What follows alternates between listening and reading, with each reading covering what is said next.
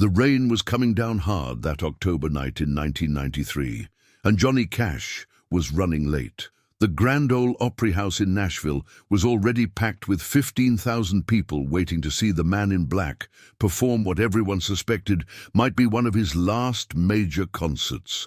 Cash was 71 years old, his body ravaged by decades of hard living and recent health scares.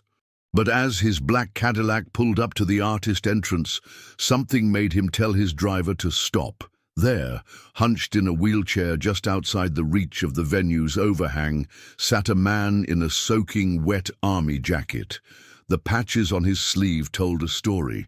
Vietnam, 1st Cavalry Division, Purple Heart. The rain had plastered his grey hair to his head, and water streamed down his weathered face. But it wasn't the rain that caught Johnny's attention. It was the sign the man held with trembling hands. Not asking for tickets, just wanted to thank you for Ragged Old Flag. June Carter Cash reached for her husband's arm. Johnny, we're already 20 minutes late. The producers are going crazy. But Johnny Cash had already made up his mind. He'd seen something in that veteran's eyes through the rain-streaked window, something he recognized from his own battles with darkness. Hold on, June, he said, his deep voice barely above a whisper. That man's been waiting longer than 20 minutes. What Johnny didn't know yet was that the man in the wheelchair was James "Jimmy" Morrison, a 64-year-old veteran who'd lost both legs to a landmine in the Ayadrang Valley in 1965. Jimmy had driven himself 300 miles from Kentucky in a specially equipped van, arriving at 4 in the morning to make sure he'd be there when Johnny arrived. He wasn't looking for pity. He wasn't even looking for acknowledgement. He just wanted Johnny Cash to know that his music had saved his life. Johnny pushed open the car door, and his security team immediately moved to stop him. Mr. Cash, you can't. The insurance company specifically said no unauthorized interactions before the show. But Johnny waved them off with that commanding presence that had faced down prison audiences at Folsom and San Quentin. He stepped out into the downpour, his famous black suit immediately beginning to soak through. At 71, with diabetes and autonomic neuropathy making every step painful, Johnny moved slowly but deliberately toward the veteran. Jimmy Morrison couldn't believe what he was seeing. Through the rain and the tears that had started flowing the moment he saw Johnny Cash emerge from the car, he watched the legend approach. His hands shook harder now, not from the cold, but from the overwhelming emotion of the moment. "Son," Johnny said, kneeling down despite the shooting pain in his knees, bringing himself eye level with the veteran. Nobody sits in the rain to thank someone for an old song unless that song meant something powerful. Tell me your story. Jimmy tried to speak, but his voice cracked. Johnny placed a weathered hand on the veteran's shoulder. Take your time, brother. Finally, Jimmy found his voice. Mr. Cash, I came home from Nam in '66. No legs, no hope, no reason to keep going. My wife had left, took the kids, said she couldn't look at half a man every day. I had a .45 pistol and 1 bullet sitting in a motel room in Memphis, ready to end it all. Johnny's jaw tightened. He knew that darkness intimately. Jimmy continued. The radio was on, and your song came on. Ragged Old Flag. You sang about that flag being burned, torn and trampled, but still flying. Still standing. And I realized that's what I was. Ragged, torn up, but maybe, just maybe, still worth something. By now, June had gotten out of the car with an umbrella, but Johnny waved her back. This moment demanded authenticity, not comfort. The rain mixed with tears on both men's faces. I put the gun down, Jimmy said, his voice stronger now.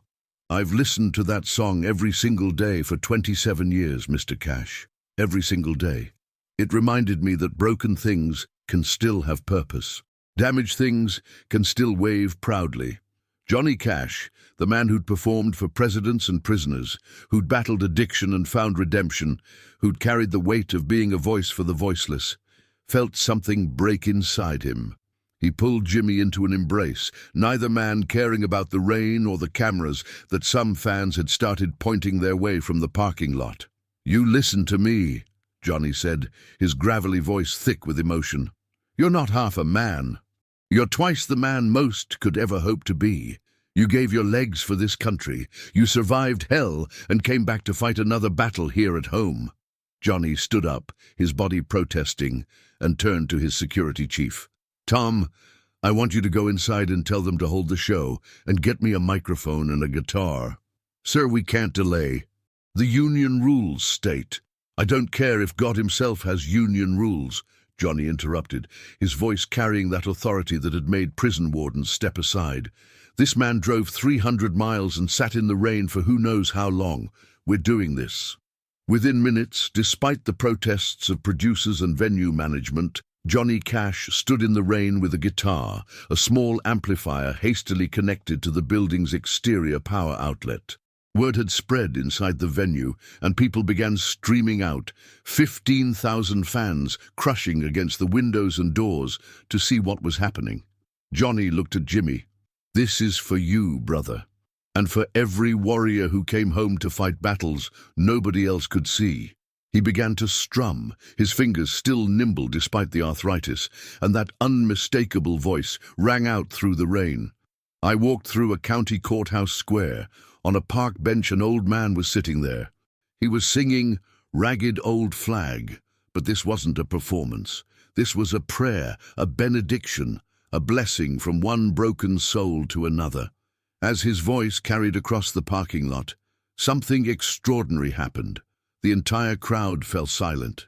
15,000 people, pressed against glass, standing in the rain, all transfixed by the sight of Johnny Cash, soaked to the bone, serenading a veteran in a wheelchair. Barbara Mason, who was there that night with her teenage daughter, would later tell a documentary crew, "I've been to hundreds of concerts. I've seen the Beatles, Elvis, everyone, but I've never seen anything like that moment." Johnny's voice broke 3 times during the song, and when it did, you could hear 15,000 people sobbing. It wasn't entertainment anymore. It was church. It was healing happening right in front of us. As Johnny reached the final verse, his voice growing stronger, Jimmy Morrison raised his remaining hand in a salute. Johnny saw it and stopped playing. He set down the guitar and returned the salute with military precision, holding it as the rain continued to fall. "You served," Johnny said loud enough for everyone to hear. "I'm just a singer. You're the hero here."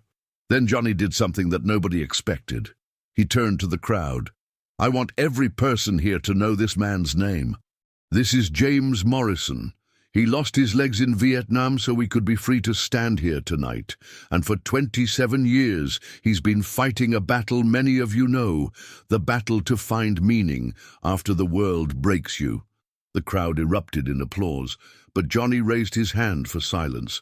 "I'm going to ask you all to do something. If you've ever felt broken, ever felt like giving up, ever wondered if you mattered, I want you to raise your hand." Slowly, tentatively at first, hands began to rise, then more and more. Within seconds, nearly every hand in that crowd of 15,000 was raised. Jimmy Morrison looked around in amazement, tears streaming down his face as he realized he wasn't alone. He'd never been alone. Johnny continued, "Every one of you with your hand up, you're looking at a man who almost gave up but didn't. He's proof that tomorrow can be better than today. That broken doesn't mean worthless. That survival is its own form of heroism." June Carter Cash would later write in her diary about that moment, "I watched my husband, 71 years old, in failing health, standing in a downpour, and I saw him as I'd seen him the day we met, a man with an enormous capacity to transform pain into purpose. But this was different. This wasn't performing. This was ministry." Johnny turned back to Jimmy. "Brother, you're coming inside as my personal guest, front row. And after the show, you're having dinner with June and me." As security helped wheel Jimmy toward the entrance, the crowd parted like the Red Sea. People reached out to touch his shoulders, to shake his hand, to thank him. Veterans in the crowd saluted. Others simply stood with tears streaming down their faces. But the story doesn't end there. Once inside, Johnny took the stage 35 minutes late to the longest standing ovation in Grand Ole Opry history. Before he sang a single song, he brought Jimmy Morrison on stage. The veteran, overwhelmed, could barely speak into the microphone Johnny held for him. "I just want to say," Jimmy managed, his voice echoing through the arena, "if you're hurting tonight, if you're thinking about giving up, please don't. If this broken old soldier can make it, so can you. And if a legend like Johnny Cash can take time to care about someone like me, then maybe we should all take time to care about each other." The silence that followed was deafening. Then, starting from somewhere in the back, a slow clap began. It built and built until the entire arena was on its feet, applauding not for Johnny Cash, but for Jimmy Morrison and every person who'd ever fought to survive another day. Johnny performed for 2.5 hours that night, his longest show in 5 years. He dedicated every song to the warriors among us fighting battles we can't see. During Hurt, his voice broke completely, and he had to start over twice. Nobody minded. They were witnessing something sacred. Randy Travis, who was in the audience that night, would later say in an interview, "I've studied Johnny Cash my whole career. That night, I understood what separated him from the rest of us. It wasn't his voice or his songs. It was his ability to see the divine in the damaged, to honor the broken, to make church happen in a parking lot." After the show, true to his word, Johnny and June took Jimmy to dinner at a small diner in Nashville. They talked until 3 in the morning about war, redemption, music, and hope. Johnny gave Jimmy his personal phone number and told him to call every week. And Jimmy did. Every Thursday at 2 o'clock for the next 10 years until Johnny's death in September 2003, Jimmy Morrison called Johnny Cash. They talked about everything and nothing, about pain and purpose, about the weight of survival and the gift of another day. June Carter Cash would later reveal that Johnny kept a photo from that rainy night on his bedside table. It showed him and Jimmy, both soaked, both crying, both saluting each other. Under it, Johnny had written, "Reminder, heroes come to my shows, be worthy." The impact of that night rippled far beyond anyone could have imagined. 3 people in the audience who had been contemplating suicide changed their minds. A veteran support group in Nashville grew from 12 members to over 300 within a month, all inspired by Jimmy's story. Johnny Cash insisted that Jimmy Morrison be given a lifetime pass to any concert venue in America, which venue owners honored even after Johnny's passing. But perhaps the most profound impact was on Johnny himself. His guitarist, Bob Wooten, would later observe, "That night changed Johnny. He was in terrible pain those last 10 years, but after meeting Jimmy, he never complained again. Not once. He'd just say, 'If Jimmy can do it, so can I.'" When Johnny Cash died in 2003, Jimmy Morrison was invited to speak at the public memorial. In front of thousands, he said, "Johnny Cash saved my life twice. Once with a song on the radio, and once by showing me that I mattered. He taught me that we're all ragged old flags, torn and worn, but still flying, still worthy of saluting." Jimmy Morrison lived until 2018, spending his remaining years traveling to veterans' hospitals, sharing his story and Johnny's message. Broken doesn't mean worthless. Survival is its own form of heroism. At Jimmy's funeral, they played Ragged Old Flag. His daughter, who'd reconnected with him after hearing about that night in 1993, told the gathered mourners, "My father said Johnny Cash taught him that sometimes God uses broken people to remind other broken people that they're not alone. That rain that night wasn't just weather. It was baptism. 2 broken men standing in the storm, proving that grace shows up in parking lots, and pain can be transformed into purpose." Today, there's a plaque at the Grand Ole Opry house, right where Johnny Cash knelt in the rain. It reads, "On this spot, October 14th, 1993, Johnny Cash reminded us that heroes recognize heroes, that broken doesn't mean worthless, and that sometimes the most important concerts happen in parking lots." The security footage from that night has been viewed over 40 million times online. But what the cameras couldn't capture was the feeling in the air, the sense that everyone present was witnessing something holy. That moment when 15,000 people raised their hands to admit they were broken, and in that admission found themselves whole. This story reminds us that legends aren't made in spotlights or recording studios. They're made in moments of radical compassion, when someone with every reason to keep walking stops instead. When someone with their own pain recognizes the pain in another and says, "You matter, your story matters, your survival matters." So here's my question for you. Who's your Jimmy Morrison?